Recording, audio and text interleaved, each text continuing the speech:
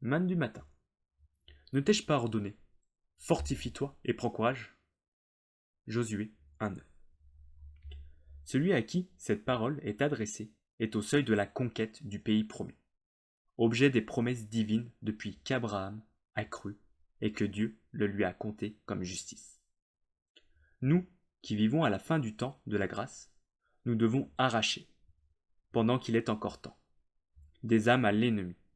Devant nous, il y a du territoire à conquérir, des postes à enlever. Fortifie-toi et prends courage. Dans les circonstances présentes, jamais vécues auparavant, en face des surprises, au sein de l'écroulement des choses visibles.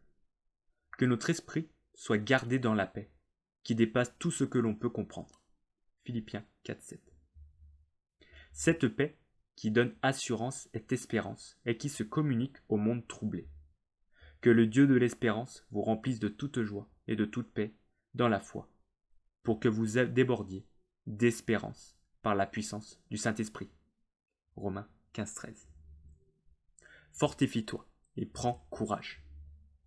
Veillons à mener une vie conséquente, persévérante. Ayons un cœur rempli de la compréhension des souffrances d'autrui et de l'amour qui animait le Sauveur. Soyons forts en étant toujours de côté de la justice, de l'ordre et de la confiance.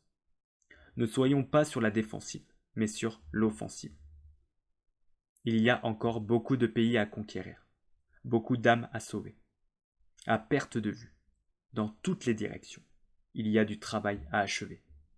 Et cela nécessite le courage que donne Dieu lui-même et qu'inspire une foi simple et entière.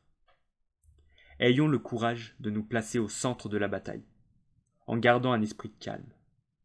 Au-dessus de la mêlée, le courage de descendre dans les profondeurs de la souffrance des hommes, sans nous laisser gagner par le désespoir qu'elle engendre.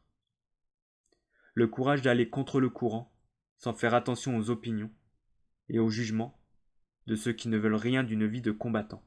Le courage d'être seul. Quel est le ressort caché, l'inspiration secrète de cette force, de ce courage et du service qui en résulte? Le voici. Ne t'ai-je pas ordonné? Rien n'est plus simple. Dieu a parlé, il a donné un ordre et révélé sa volonté. Ce qu'il nous a dit, ne le ferons-nous pas? Verset biblique. Deutéronome, chapitre 31, versets 6 à 8. Fortifiez-vous et ayez du courage.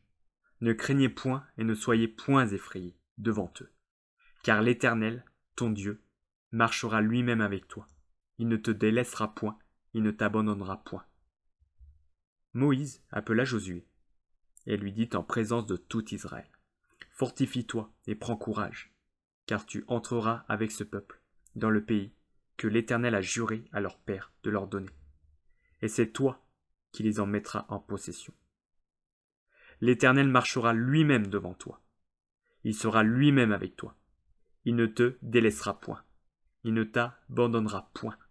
Ne crains point et ne t'effraie point. Esdra, chapitre 10, verset 4. Lève-toi, car cette affaire te regarde. Nous serons avec toi. Prends courage et agis. Psaume, chapitre 68, verset 29. Ton Dieu ordonne que tu sois puissant. Affermis, ô Dieu, ce que tu as fait pour nous. Philippiens, chapitre 4, verset 13. Je puis tout par celui qui me fortifie.